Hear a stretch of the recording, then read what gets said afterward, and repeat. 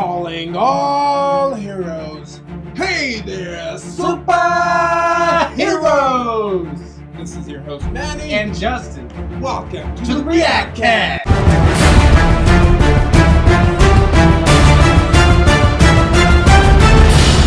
Hey everyone, welcome to another episode. And once again, we'd like to start this episode with thanking all of you guys for tuning in every week. We do have a lot of returning viewers, which is awesome to see. And we also have a lot of people that are here that are new, whether they're subscribed. Thank you for doing so. If you haven't, please go ahead and click that subscribe button. It really helps us grow. Make sure to share with your friends, family, whoever might enjoy this content. Let's go ahead and grow this superhero army. But just to kind of lay it out, what we're going to do today, we'll go ahead and go through the trailers. And at the end, we are going to go ahead and review episode 3 of the Penguin series. Yes. Amazing, right? And then also Dragon Ball Sparking Zero. I've been talking about how hyped I've been. And I got it. I bought that $110 edition, all right? And I love it. I love it. I'll give you a full review at the end.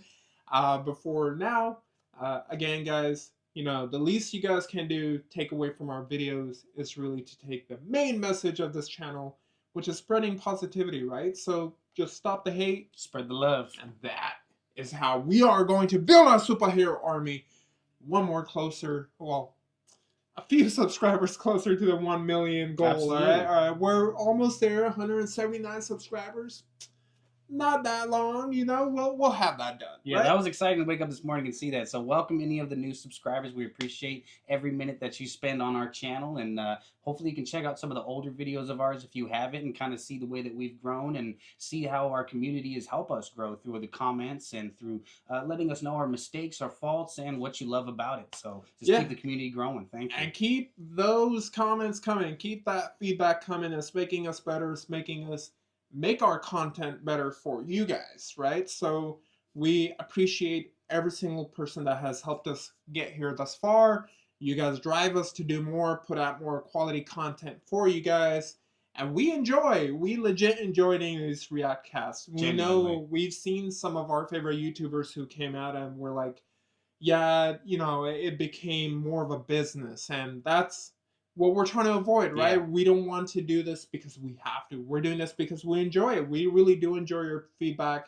What you guys want us to watch. I mean, we're obviously able to tell through our, videos or through our, what did I say? The YouTube analysis, where they go ahead and kind of give you a little feedback themselves. And so we are catering all this content more toward you guys. And we are enjoying it on the way. If we didn't enjoy it, we would not do it no matter how big or famous that trailer or that subject may be, right? Speaking of, and that in trails to one of you who had commented, letting us know, we are still going to get to you. You had let us know about an older version of one of the newer movies that we had reviewed. Salem Slot. And we're definitely still going to check that out. We hear you. We read the message, and we're going to check it out and let you know about it. Started a new one already, and I'll hold my opinions to myself. Next week, we'll go ahead and do a full-on spoiler review, and we're also compared to the older Salem Slot, right? So thank you for tuning in. And now let's go ahead and get to the episode today, Justin. We are starting out with some unique, not so big movie trailers. I don't think there were any big movie trailers. There were big announcements with the DCU, with Jon Stewart and Hal Jordan and everything. We'll keep that aside until those trailers kind of come out, because, I don't want to tell you guys some wrong information just because I read it off the internet like most of the people do. But there's big news, but there weren't that many big trailers, right? So we are going to go ahead and check out, but that gives us the opportunity to really check out some of the unique, smaller indie movies. Oh, awesome. And some of their trailers, right? I'm not saying that they're all indie. Just like Anna Kendricks here, who, again, Netflix is not a small studio, but it's also not a theatrical release. So I still kind of consider that to be in the same essence, I guess you can say, whether it's a smaller film studio or if it's just Netflix where it's coming straight to TV. By Anna Kendricks, she's got a good trail of, I'd say, like, her career has been pretty well documented, and I don't think it's, I don't think she's where she used to be, but I think this also allows her to kind of, I don't know how you can say, kind of like remind people, like, maybe she likes the script here better. Is what I'm trying to say, right? Well said. Yeah, it's kind of the reason why we saw different casts off of Harry Potter branched into very different styles of movies. They wanted to express themselves in a different type of way, and I appreciate the artist within the actor for that. Yeah. So let's go ahead and check out Netflix's new movie trailer called "A Woman of the Hour," starring Anna Kendrick.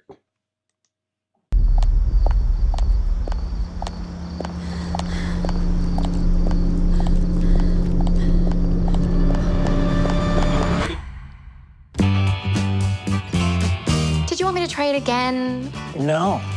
We'll be in touch. Hey, Cheryl. Yeah, No. No. Janet? Janet. Helen, I can barely afford my rent. Well, I booked you a guest spot on a TV show. Right through here. Great. You okay? Uh-huh. Great. Have fun. All right, everybody, let's get started.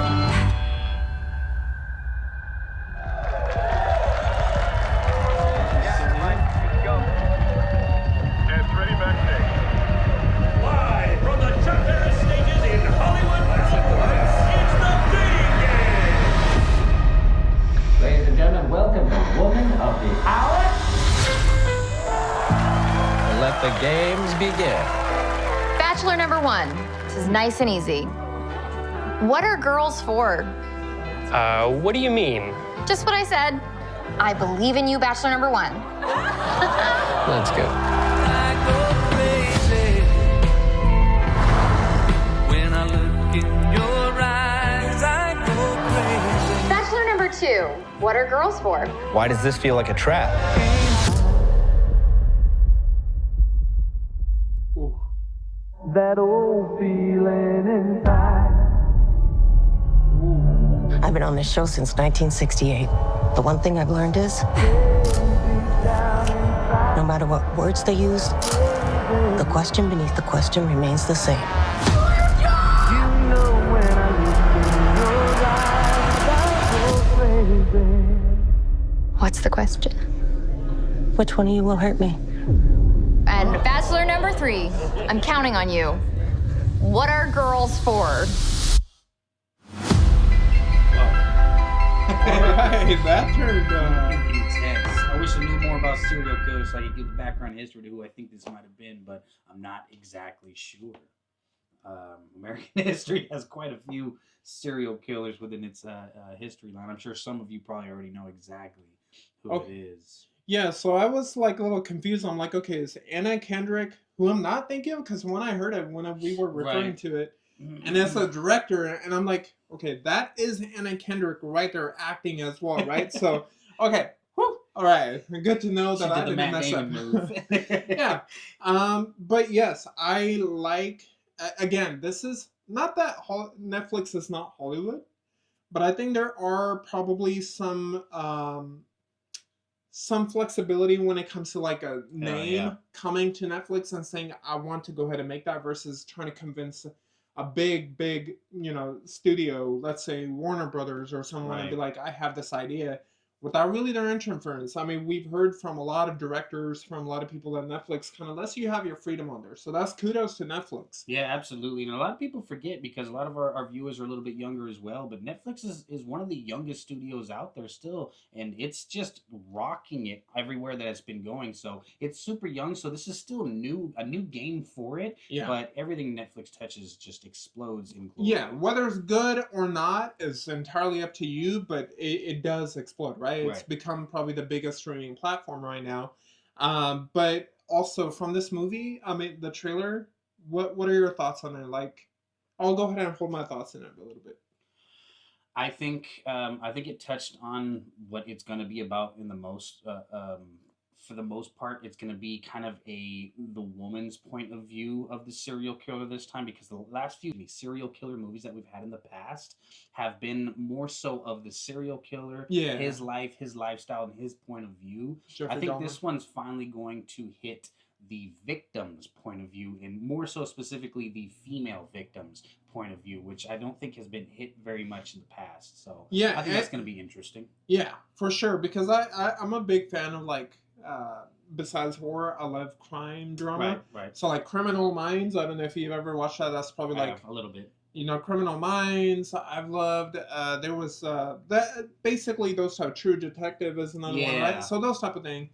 And what I really enjoyed about that is, again, they kind of show the victim going through what they're going through, which made it unique versus something like where they're just hunting down a crime scene, right? So that made it more appealing to me, and this does do that. It does go ahead and kind of provide you, okay, it's going to be more victim based versus than the killer based.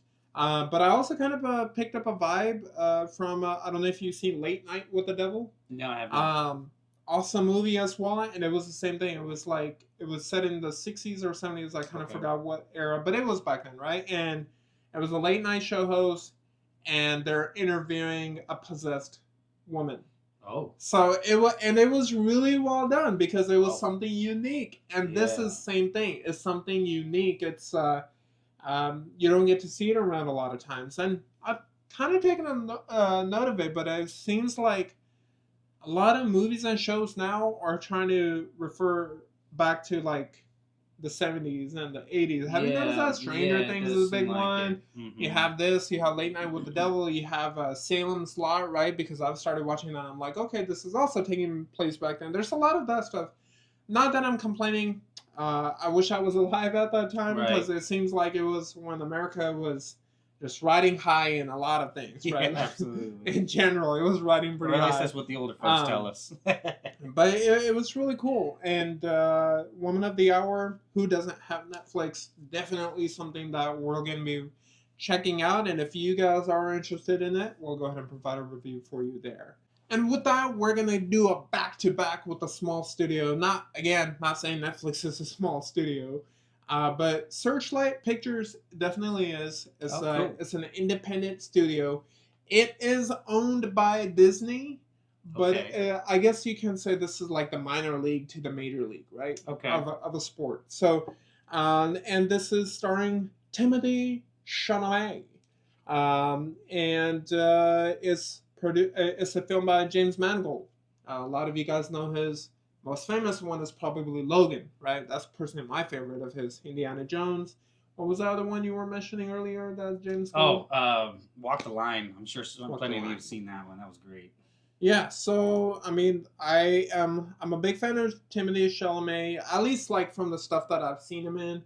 I've really enjoyed it, especially Dune. Perfect casting for Dune. And James Mangold, I'm a fan of his movies, or at least the ones I've seen, so can't go wrong with that. Let's go ahead and check it out. You tramped all the way from Minnesota.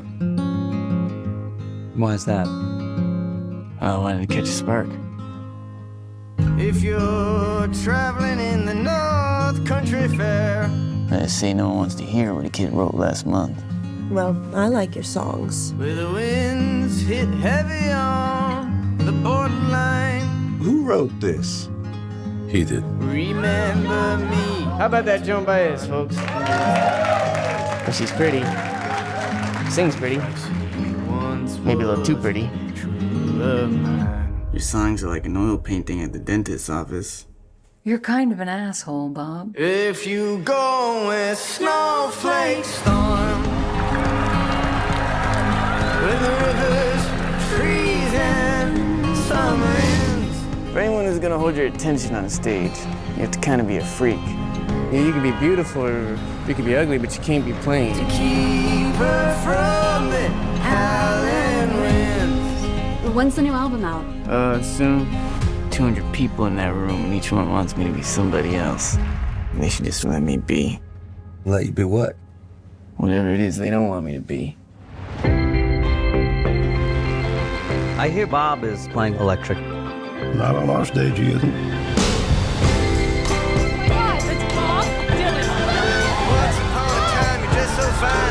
They just want me singing Blowing in the Wind for the rest of my goddamn life. Well, this is gonna piss some people off. You came here with nothing but a guitar. You never talk about your family, your past. People make up their past, Sylvie. They remember what they want. They forget the rest. I want to know which side he's on. I'm not sure they want to hear what I want to play, Johnny. I want to hear. That's fair. How does it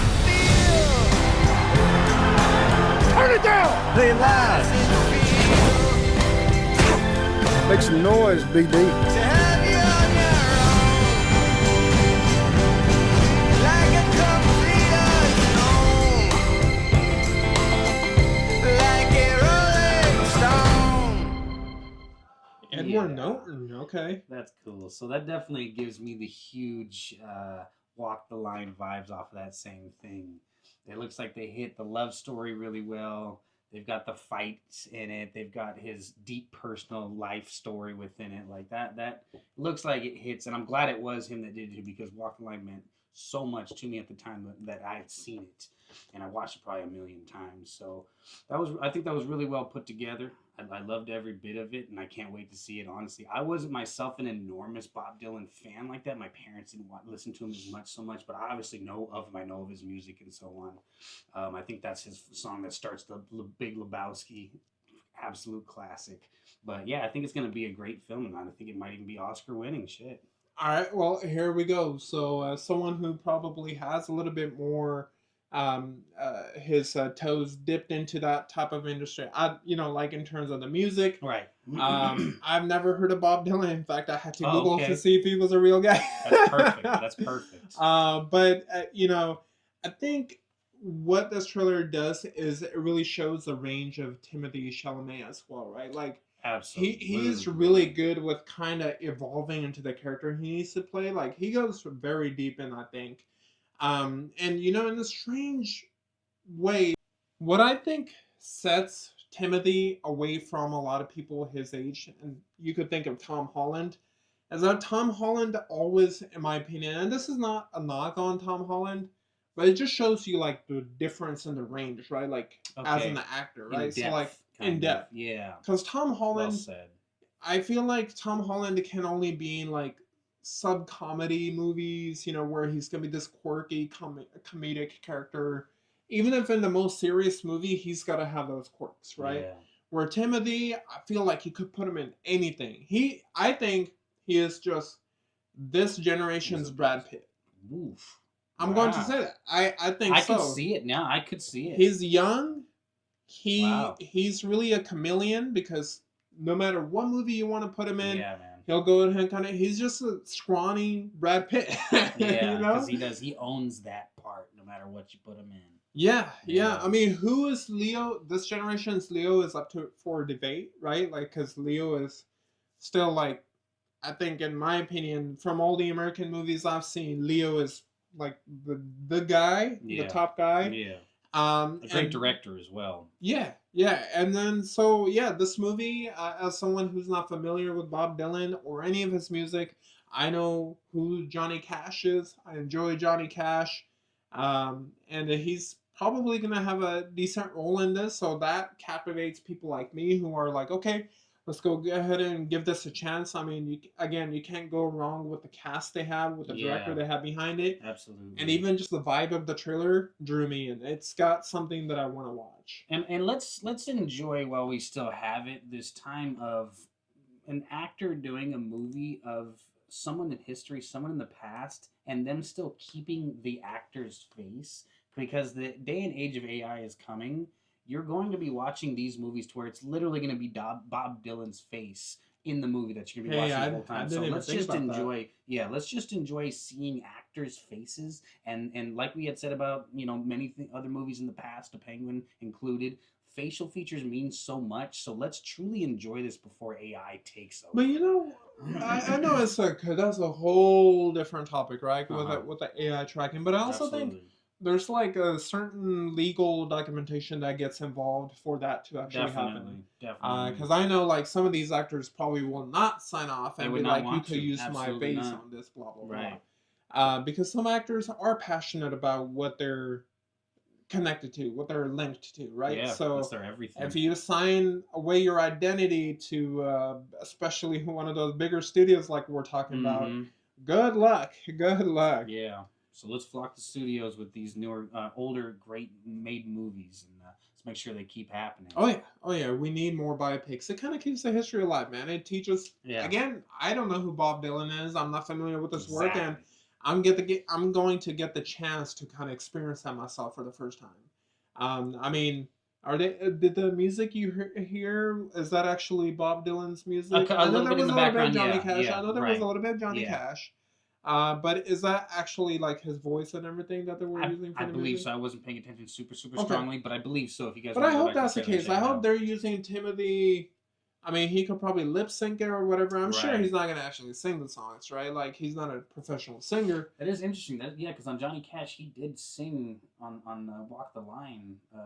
Joaquin Phoenix did sing for Johnny Cash or as Johnny Cash part. So I don't know. That's super interesting to see. Okay, well, there's another aspect. Okay, Yeah, maybe the movie will get me interested in going back and listening to Bob Dylan. You know, listen to everything. I mean, I know the Elvis movie did that for me. Yeah. I thought Austin Butler did a great job in there. Yeah. And to finish the trailers, again, guys, we have reviews after this, right? The very last trailer we're going to watch is the international trailer, as you know. These are my favorite. So this right here, Vishwambhara. I hope I'm saying that right. Vishwambhara. It's kind of hard to say. You can see the title, but it's getting a lot of hype, and for an international movie, a lot of these movies do normally get high numbers, but this one in general, in one day or in 2 days, I'm sorry, has 25 million views, and That's it's action insane. packed. Yeah. When it comes to these South Indian Bollywood movies, they're action packed, man. I've shown you. I talked about it. RRR. There's all of these that are just pushed by. These are like great movies. Yeah. That have over the top action, but somehow bring it to earth with the love scene. You know, like with the romance stories. And they're just packed with all different themes that keep you like glued. Even if they're 3-hour movies, you're like, there's so much going on, and everything is explained very well. Not every movie, but I feel like every South Indian movie I've seen, which is not part of Bollywood, I think it has. So yeah, I can't wait for the future of international Indian-specific film, because I know that in the Indian culture, there's been stories that have been passed down for thousands of years. So there's so many in-depth, very interesting stories that I can't wait to learn about the culture as well. Yeah, so let's go ahead and give this a chance. It does say use headphones for the best experience. I'm sorry. We're going to have to go with a low experience, I guess.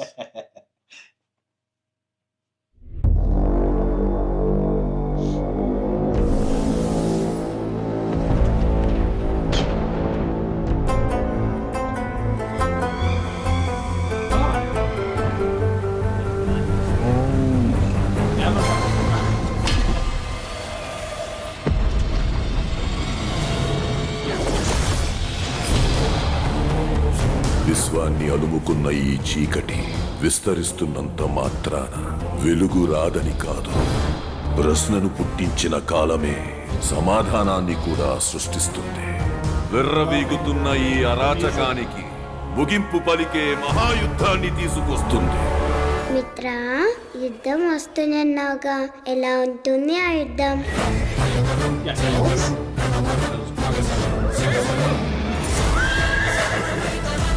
I'm familiar with this. It's awesome.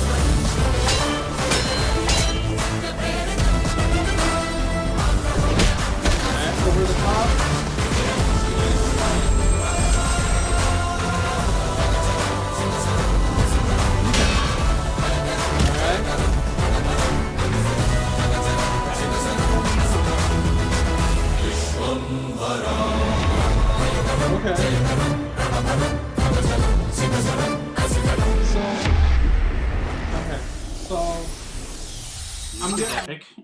Music, yeah, that's actually I don't know if you guys are fans of God of War type of stuff, but that's my type of music, right? When I'm hitting the gym, this is what I listen to. Quick things off of just the teaser. This is just a teaser. It's not a trailer, but I think this is going to be one of those movies where they're talking about, the past. There was no life, and then there was life. And then there was darkness, right, with death coming everywhere. And then there was light, so the gods, the deities, and everything. And I think the guy that they have starting as the main action is a reincarnation of, like, the deity. Because they had Hanuman in the background, the deity, right? So, cool. Whether he's a reincarnation, I don't think that's the case. But I think he's, like, blessed in a sense, right? To go ahead and take down today's evil. So very, very over dramatic story, over dramatic everything. But that's awesome. I honestly enjoy some of this stuff just because of its ridiculousness, right? Well, that's what we look for in these kind of films. Like I was saying, and they literally hit it right on the head. It touches the history of the Indian stories that have been passed down. It touches the history of not just local, but the entire cultural, historical style, what they believe in, and they'll kind of, like Manny had said, over-exaggerate it a little bit to really give you the picture of what it felt like to them when listening and telling these stories. What they had envisioned. And again, it doesn't mean that every movie like this is based on a true story or anything. Right. It's not. However, a lot of them are usually related to the cultural beliefs. Okay. So India has a lot of... I was born and raised in India, and honestly, you could go from state to state, city to city, and you will see flush of culture. Like it'll be it's like awesome. You could think of like India, like kind of like Europe, right? You could go 2 hours from Germany into a separate European country, and it'll be like its own whole different everything. And that's how India is. Even if it's one country, it's a subcontinent, right? So the states are really like countries because it's different people with different beliefs and different everything from state to state.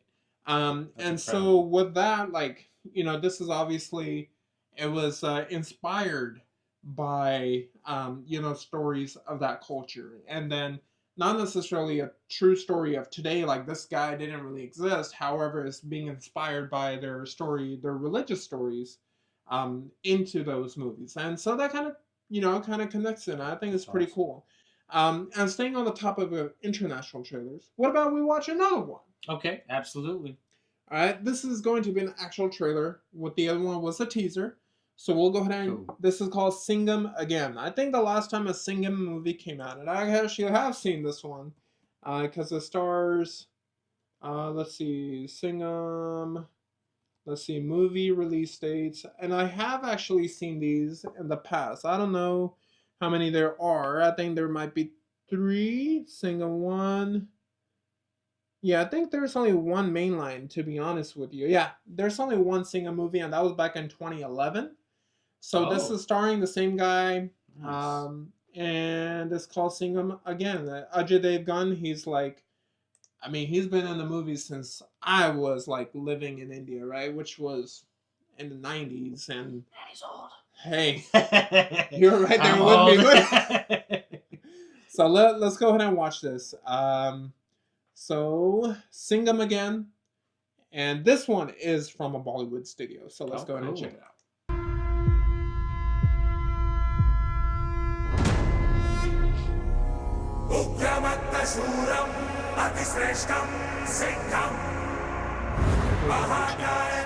Show कैसा था तुम्हारा? It was great. कल हमारी रामलीला में राम जी 14 साल के वनवास के लिए निकलेंगे। आपको सीरियसली ऐसा लगता है कि राम जी सीता माँ को लेने ऑल द वे लंका गए थे 3000 किलोमीटर दूर? Of course, it's a fact. तुम्हारी जनरेशन को तो ट्रू लव का कॉन्सेप्ट ही नहीं समझ आता। तो अगर कभी आपको किसी रावण टाइप कैरेक्टर ने किडनैप कर लिया, डैड आप जाओगे मॉम को बचाने? गूगल पे बाजीराव सिंघम टाइप कर ले, पता चल जाएगा तेरा बाप चीज क्या है। जिससे नफरत करता है और जिससे प्यार करता है, उसके लिए कहीं भी जा सकता है। भारत की ये प्रथा रही है, सीता माँ का हरण हुआ तो लंका जली है। इतिहास खुद को दोहराने वाला है, एक वचन के लिए वो लंका जलाने वाला है।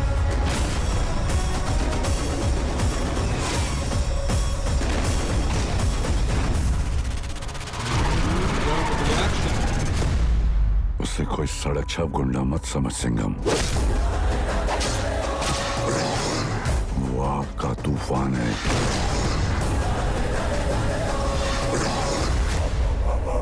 उस एरिया का इंचार्ज कौन है? शक्ति शेट्टी।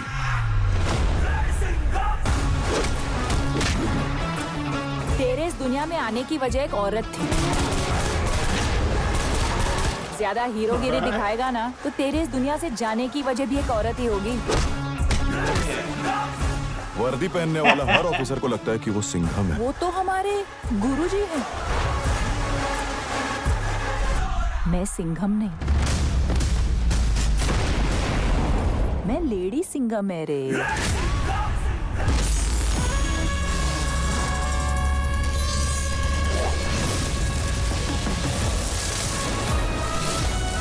बहुत मानता है ये सिंघम सर को अपनी। हमेशा से उनके साथ उनका लक्ष्मण बनकर काम करना चाहता था।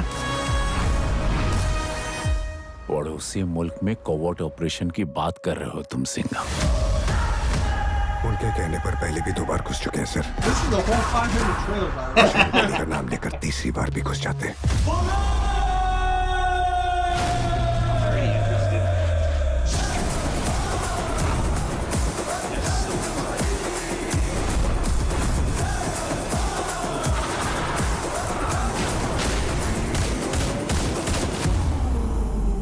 तेरी रामायण का रावण हूं मैं।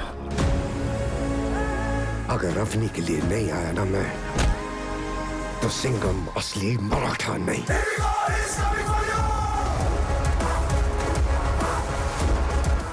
This is a,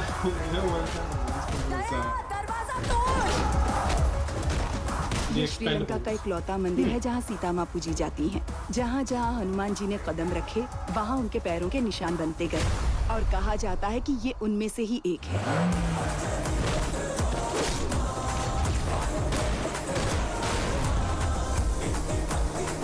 ये कलयुग है अपनी कलयुग। इस बार रावण जीतेगा। सच्चाई की जीत युग की मोहताज नहीं होती।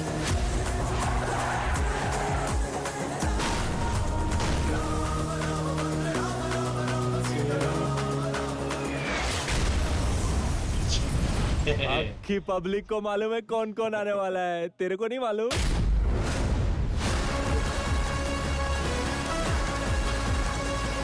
Telling you, this is like the, because all these are very old actors. Okay. So this is like the Expendables. Well, not all of them. Like some of these are the young, upcoming actors. Right. But then there's also a mix of the older actors. Like those 2 guys, they're like the old, actors of the 80s and 90s. लेकिन पूछता छत्रपति शिवाजी महाराज को है।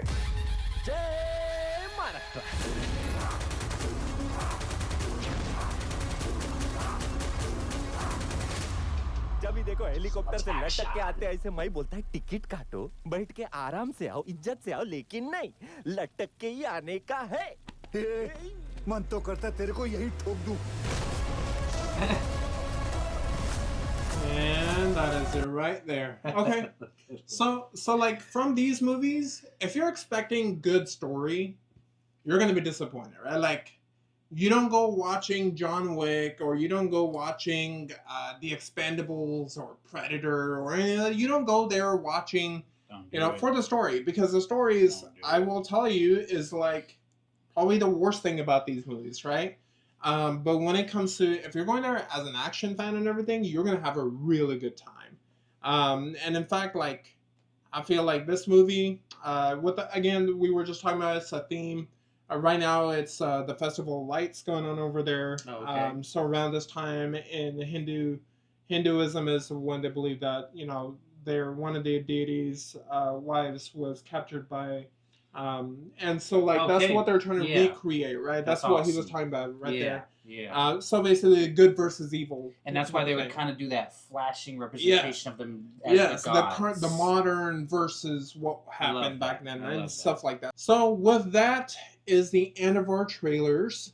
We hope you had a good time there, and from here we're going to go ahead and start doing some spoiler reviews for the Penguin episode 3, and also Dragon Ball Sparking Zero, the video game. Okay, I'll actually start with Sparking Zero because it's much smaller. There's lesser to discuss. This guy hasn't played it, so I'll be the only one doing the review. But if you weren't only here for the trailers, we thank you for your time, and we hope that you guys can join us again for the next episode. Please. If you're still here, let's talk about some of the good stuff this week, all right? So, Dragon Ball Sparking Zero. Yes, Dragon Ball Daima is officially out and available on Crunchyroll. Episode 1 has been out, I believe. Don't want to review that yet because we're going to do a spoiler review next week so everyone has a chance to catch up if you haven't already had the time to do so. Obviously, you could wait until the 19th, which is next week, when it will be available on Netflix. So actually, 6 days from now is what, Saturday? Yep. So next episode will definitely, of our Reactcast, we will definitely do a review of the first episode of Dragon Ball Daima. I can't wait. Yeah, no. Oh, R.I.P.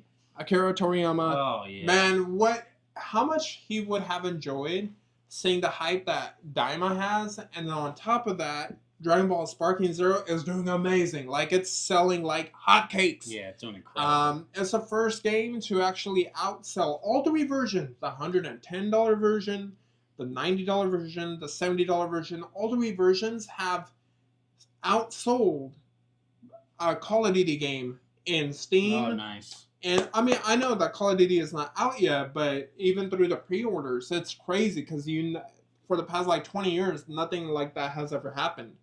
So we'll go ahead and start off with Sparking Zero.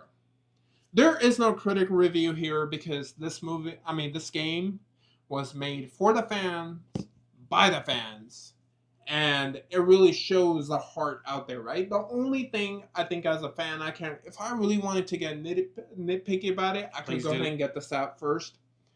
Is, two things.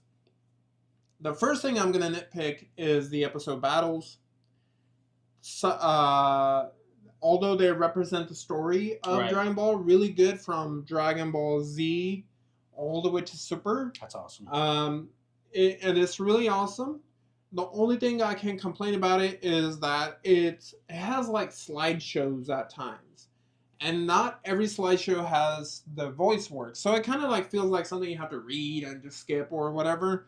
I know we've seen and heard, especially the fans. Again, this is a game made for the fans, by the fans, so they already expect you to kind of have seen everything and have learned everything. So I understand their point of view there. Just why not save that memory of a game and dedicate it to maybe the multiplayer or like a character creation or whatever, right? So that's the only first complaint I have. And the second complaint I have is that the online is kind of broken. Where, like, let's say you're using a character from Z, and you're going against someone from Super. It's consistent. If you have someone from Super, they're going to be much stronger than someone from Z. So you'll have, like, certain characters are more broken than the others. And I know they announced, like, the class system now. You have speed and, all that stuff. And speed characters are now going to just take over this. Just many more hits that happen, and they're harder to block. So it's like there's a little bit of imbalance, but again, you're a fan. I did hear one really cool incentive, though, online, that they had said that a way to get people to start from a lower class character and work their way up. They had done a system inside of the gaming to where they make it to where if you start off with one of the stronger characters, say one of the combined characters, they're not going to be nearly as strong as if you were to start from the bottom and work your way up and then become one of the combined characters. And then your power level, your speed, and everything will be 4 Well, that's the thing, right? True? So you could start, yes, you could choose a fused character and you can go ahead and fight. Okay. Correct me if I'm wrong on ranked. I personally have not because I like to use like characters that I'm really good, like that I really enjoy. Right. Like Birder was my boy from Budokai Tenkaichi 3. So I've been trying to use him. I've been trying to play with a little bit different characters. So I haven't used a fused character yet. Oh, okay. But I can go ahead and, I think everyone can go and test it out. But really, those two are the only little things. But I don't think they take anything away from the game at all, overall. Good. And, as a fan who has been waiting 17 years for this, do I feel like this... Because every time they would announce a new Dragon Ball game, I'm like, please let it be a Budokai Tenkaichi. They gave us Raging Blast. They gave us Kakarot. They gave us Xenoverse. Yes, they had, like, some of those tried their best to kind of, emulate what Budokai Tenkaichi provided. Yeah. But they just could never replicate that. This is the best in the series. Like, I will say that. I can confidently say that I'm playing this. From the mechanics, from the graphics, from the music, from everything. And kudos to the to the voice actors who even That's 30 awesome. years, 40 years after, still have that, like, you can't tell that they've been gone for that long. Granted, they worked on Super, but at the same time, to be able to carry that enthusiasm this long is hard. Whether it's as an actor or a voice actor especially, or anything, to go ahead and replicate that every time is hard. So they've been able to do it. So thank you for making this game, for making this game the way it is, for the fans like me, for the fans like us. I'm going to give this 100 out of 10. All right, I'm going to give it a 10 out of 10. So that's a gold star. It is a game that is 100%. I bought it for $110, and I'm going to let you know it was worth $110 because they gave me 180 characters now. And with that battle pass, it's going to exceed over 200. So it's one of those few games where battle pass is just going to gift you with more and more content, while there's in-game currency and everything to, unlock pretty much everything that's already in there. Yeah. So it's awesome. And now we're going to let's give one quick little shout out as well. R.I.P. to the voice narrator. Next time on Dragon Ball Z. Man, I'll see if I can plug it in. If there's anything that if there's anything that pops in my head anytime I'm talking about Dragon Ball Z, it's that, right? Like, that's such a unique voice from all anime and everything. So R.I.P. Doc Harris. You will be missed, but you left a great legacy behind, and trust me, Dragon Ball fans will not let it be wasted. Eternal voice. Right? So, okay. So, now, what we've all been enjoying, episode 3 of The Penguin. So, first episode, amazing. Second episode, amazing. Can they do it 3 times in a row? Yes. Yes, they can. Because they did a great job. This is how every movie tie-in show really should be. I've said it before, I'll say it again, a character study done right. And this episode wasn't even about Penguin. It wasn't even about Oswald. It was about the new sub-character, Victor. And they made him feel like the main character, right? Dude. It's crazy. Like, they did it so amazing. All right, guys. So, like, episode begins with a little backstory. I mean, the whole episode 3 should be just called Victor's backstory, right? Yeah, because that's what it was. Well, it's important drug dealing going on at the same time. Kind of, it's odd because the director was genius for that, in my opinion, because he almost dedicated to hit Victor's point of view the whole time. Wow, one of the most important parts of all the season is going on with Penguin and his lifestyle. You'd think the camera would be on his shoulder the whole time. But see, that's I what, love that. Yeah, and what's really cool is, like, and I would still call this a Victor's episode because I feel like the whole drug dealing and everything was still Victor's episode because it was showing his evolution and his personal struggle with the past, because you have to really think about it.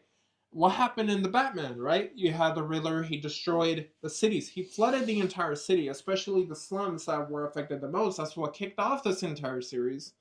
And that's what kicked off Victor's whole thing. That whole, dude, the beginning really got me, right? Like, where he leaves his family to go hang out with his love interest and then to see the flood come.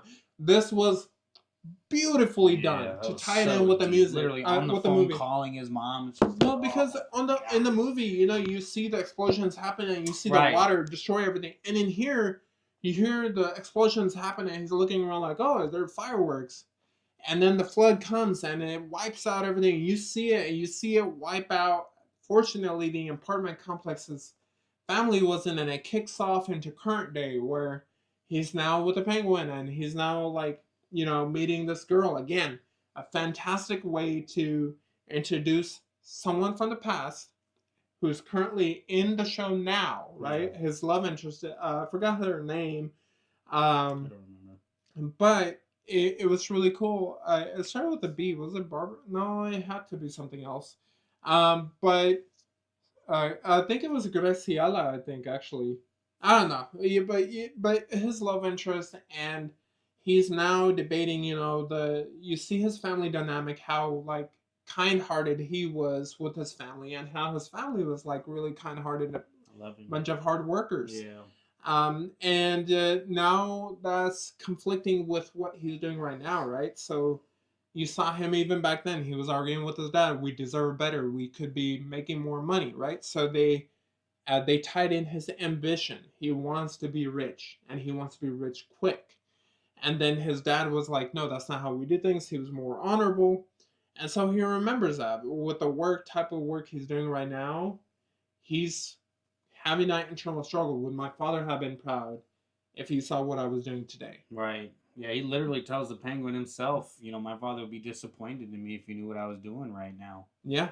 And the Penguin comes back with that lash because he felt like he was kind of a father figure to Victor, which is super odd and a little borderline psychopathic, but that's what this show is. And I can understand, what it is that he's trying to tell Victor, but at the end of the day, this is a criminal we're talking about here, people. But again, it really goes back to they really make you feel like the Penguin really believes what he's doing is right. Absolutely.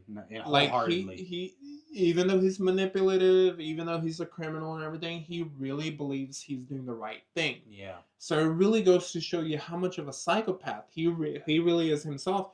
And they're talking about other ones, right? So you have Sofia Falcone in here. She's going behind the family, and the Penguin is now together with her, and they're trying to create their own drug and split it to the triads, and apparently the triads and the Falcones don't have a good history anymore. And so Sophia is trying to reach a deal. And so now they're trying this new drug. And with that, you have Victor really doing a self-conflicting because he's having PTSD because there's the music that's going on and his personal guilt. He's starting to see what happened, and his girlfriend, or, what we can assume what is his girlfriend the entire time, not just like now all of a sudden, is that she's leaving Gotham for a better opportunity in California. Maybe to join us on this podcast. No, I'm just saying. But she's leaving, and she's like, hey, come with me. Let's go for a better life. And the fact that he didn't give a quick yes, right? Like, okay, that again is slowly showing you he's evolving into a criminal himself, right? And the Penguin calls him out on it as well.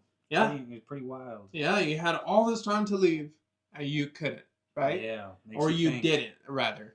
And it ends fantastically too, like the way they did it, right? You're talking about the point of view where he's made his decision, he's coming back after meeting his girl, and he's made his decision that he's gonna skip out on the bus to California and live in this crime. And what's wild is he could have been gone. Yeah, Penguin would have been dead. It would have been a done deal right there. Yeah, oh, and he chose the life of crime over the life of love. So, and now he's like fully in. Whatever self-confliction he had, it's no longer there because now he's committed. And you saw that the moment he chose to drive his car into that security guy for what was it, the Maroonies, right? Because the Maroonies show up at the end. They're like, hey, Penguin or Oz, you're not crossing us anymore because now we know that you are double crossing us. We've been watching you. And then they have him at a gunpoint. Victor with the save. Pop, pop. You just hear gunshots in the back. Oz gets in, leaves. But we don't know what happens with Sophia. Oh my God. He said, leave her. Right after she was talking about, you got to trust me, give me time, let me teach you how to trust me. It just goes to show the scumbag that he is. And it's just, dude, like, I feel like every episode makes me more hyped for the next. No, absolutely. So I'm super curious to see, as you brought up, the triads are now talking with the Falcones again, and it is super crazy to me that it took a little bit of pushing, but in my opinion, they kind of folded extremely quickly, especially for the background story, being that the Falcone, the main head leader that had passed away or died during the movie, had pushed them out and forced them into Chinatown to where they could only work solely in that area. So that's super wild that they accepted it. But that's why they also said it, right? Sophia said that she didn't agree with her father's judging. Right, I wish I could dance on his grave as well. Yeah. You're still a Falcone. But I will say that the way she left, she told Penguin to handle the rest. That's pretty boss. But we don't know what type of deal the Penguin set up. So That you're absolutely so I right. feel like he We may weren't there for have the done actual something deal. personally Well rather said. than really That's who involving he Sophia, is. because everybody knows, including the triads, that Yes, Sophia is a yes. wild card. She messed up. She's the one that walked off and said, "Remember, they're here to talk to the Falcone's daughter, not to their driver." And that really hit Yeah. a tick with the Penguin, as we all know. He doesn't like being told that he's not important. Yeah, because we've seen that, Oof. and we see that multiple times throughout this episode. Yeah. So, as a critic, music, direction, everything, script writing, I'm gonna go ahead and give it a 9 out of 10. Again, as a fan, I can't deny it. If you weren't a big fan of the show before, if you were iffy about it, 3 episodes in, you got to be confident in Matt Reeves' vision. You got to be confident in this universe. So even as a fan, I'm gonna go ahead and give this a 10 out of 10. Another 9.5 out of 10. With that 0.5, just say that little justice for Batman, you know. But yeah, what about you? Critic-wise, I'm just gonna keep it a strong 9. I love everything about it. I'm enjoying it. Like I said, they could have hit a point of view that I thought any other director would have probably hit. So the fact that they're doing it in a different style keeps me interested. It keeps it to where I can't just guess what's going to happen next. I almost have no idea what's going to happen in the next episode. So yeah, that keeps it a strong 9. As a fan, like I said, because it keeps me on my toes, I'm going to give it a strong, perfect 10 because I personally don't have one single issue with it yet. So that sounds like perfection to me. And you guys may have different opinions. Other people have different opinions, right? That after all, reviews and everything, whether you're a critic or a fan, is all opinion.